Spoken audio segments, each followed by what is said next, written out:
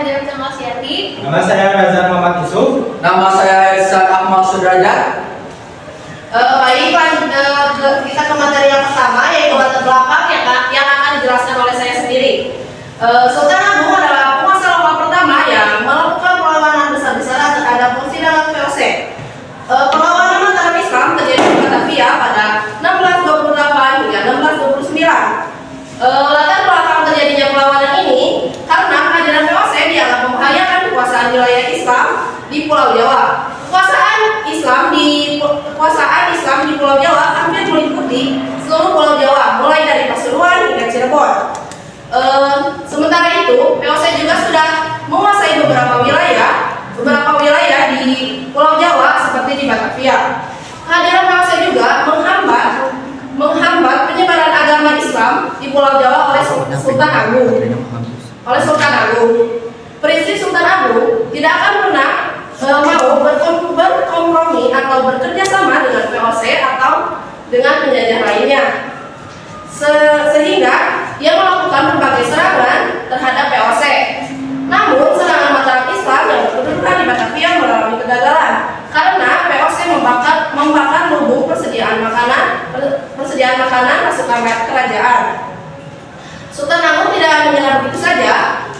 Ia mencurahkan perhatiannya di berbagai bidang di lingkungan keraton Mataram Islam.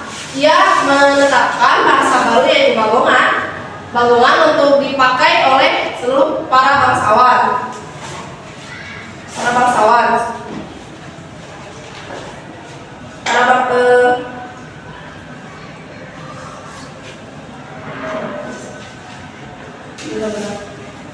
Kebijakan ini diharapkan dapat menciptakan rasa persatuan di antara penghuni istana. Sebelum kematiannya, Sultan Agung membangun Astana Yonggiri sebagai pusat pemakaman kerajaan keluarga raja-raja Kesultanan Mataram mulai dari dirinya. Sultan Agung menuliskan surat sastra Gendring sebagai tuntunan hidup terhadap Mataram. Selanjutnya strategi perlawanan. Yang pertama, serangan langsung atau pengapungan Batavia pada tahun 1628 dan 1629. Mataram melancarkan serangan ke Batavia sebagai upaya untuk menyingkirkan pengaruh VOC di Pulau Jawa. Pengepungan dan usaha mendorong benteng VOC di Batavia melalui pasukan darat dan laut. Yang kedua, sabotase terhadap logistik musuh, membakar lumbung makanan atau menghancurkan persediaan.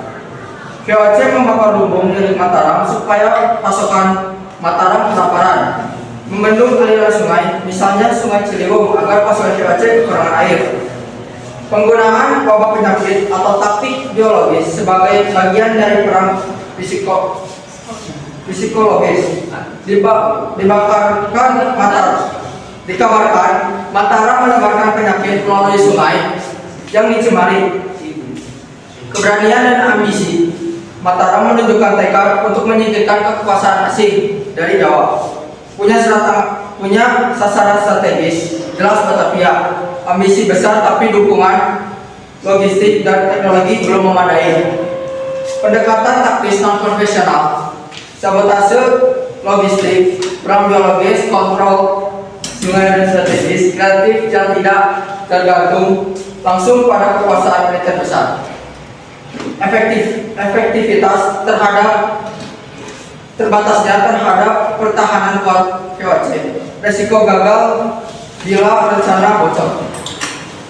Selanjutnya adalah jalannya perlawanan perang Mataram yang akan dijelaskan oleh Raja.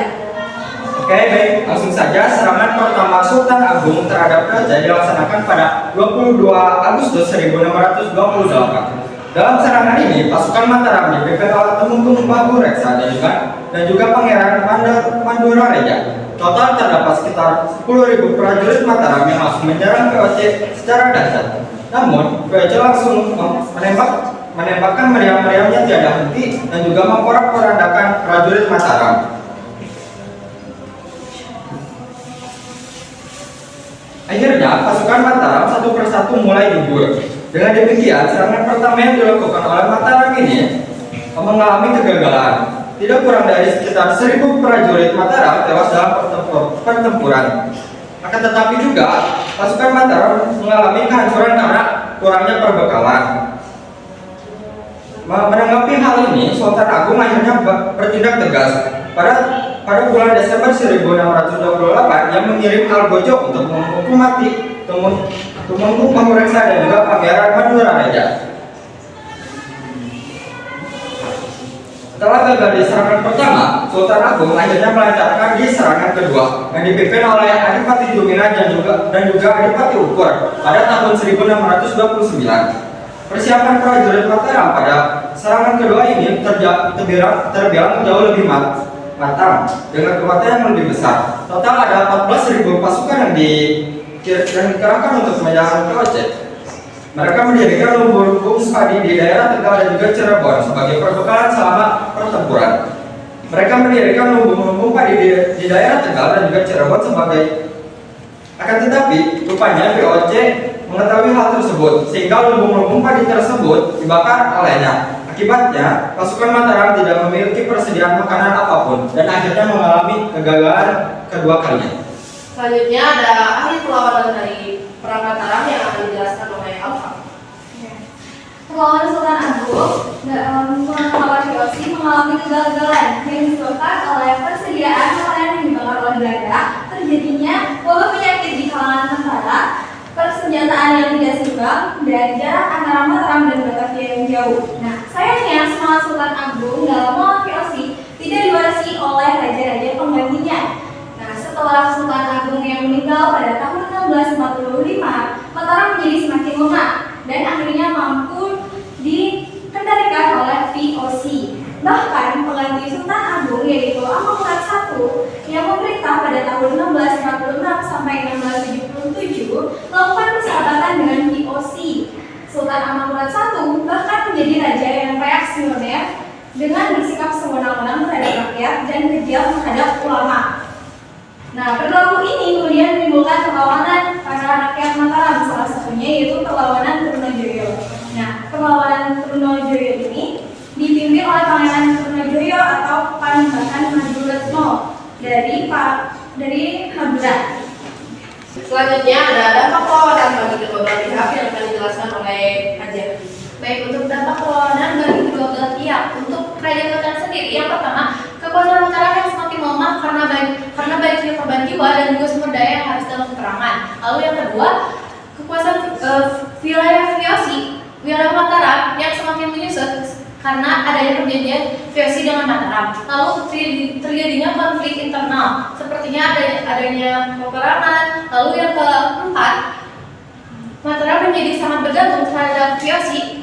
Lalu yang kelima, kedaulatan Mataram yang semakin menurun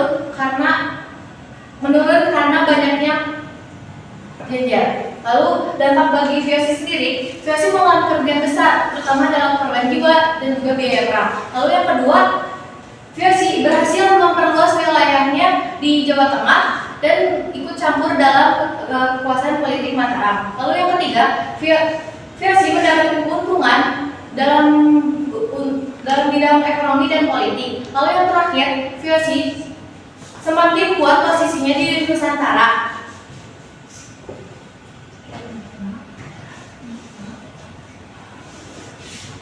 Oke, ini untuk pertanyaannya. Sekian presentasi dari kelompok kami. Mohon maaf bila banyak kesalahan. Wassalamualaikum.